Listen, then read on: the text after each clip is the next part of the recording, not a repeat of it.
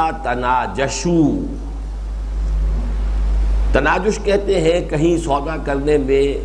بولی پر بولی بڑھاتے چلے جانا، بھاؤ بڑھانا دوسرے کا تو یہ ہے کہ ستیہ ناش ہونا، خود ارادہ بھی نہیں ہے خریدنے کا، لیکن دوسرے کو دیکھ لیا ہے کہ اس کی انٹینشن ہے، وہ چاہتا ہے،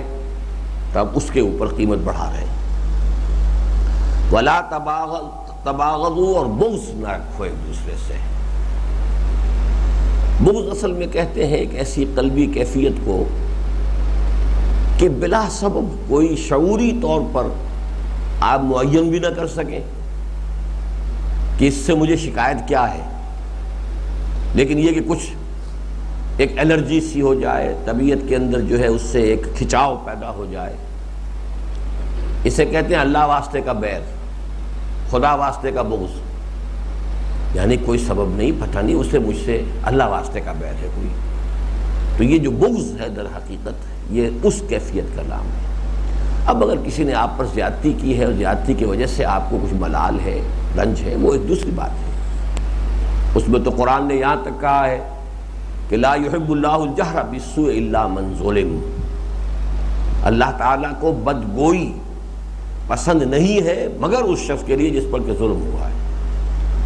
مظلوم کی زبان سے کوئی کڑوی کسیلی بات نکل جائے، کوئی تلخ بات نکل جائے تو اللہ معاف کر دے گا، اس لیے کہ اس کو چوٹ لگی ہے، وہ چونکہ اس کے ایگریوڈ پارٹی ہے۔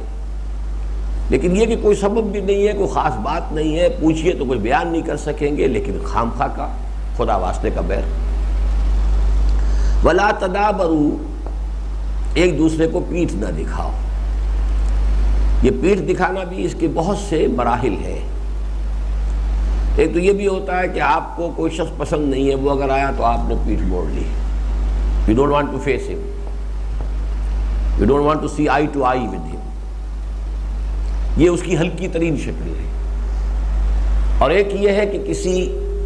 آڑے وقت میں پیٹھ دکھا جانا،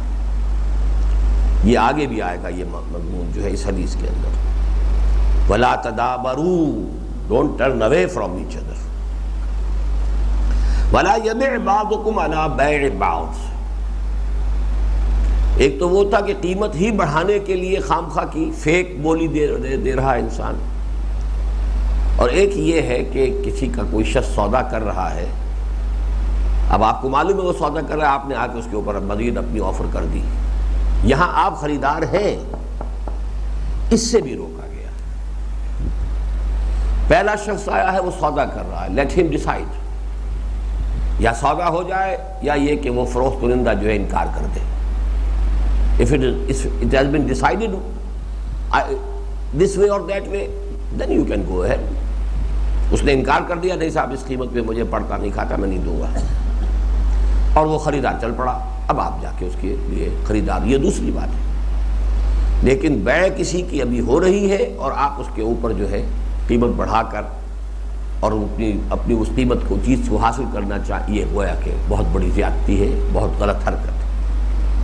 اسی پر قیاس کر لیجئے کہ اگر معلوم ہو کہ کہیں کسی کا رشتہ ہو رہا تو رشتے پر رشتہ بھیجنا،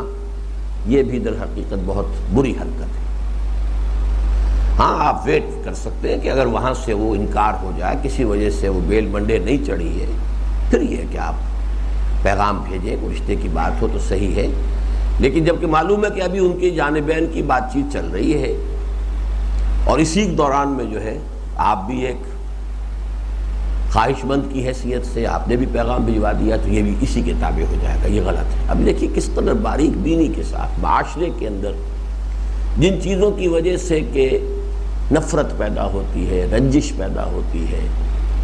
دلوں میں ملال آتا ہے، کدورت پیدا، ان سب کا یہاں سد باب کیا جا رہا ہے۔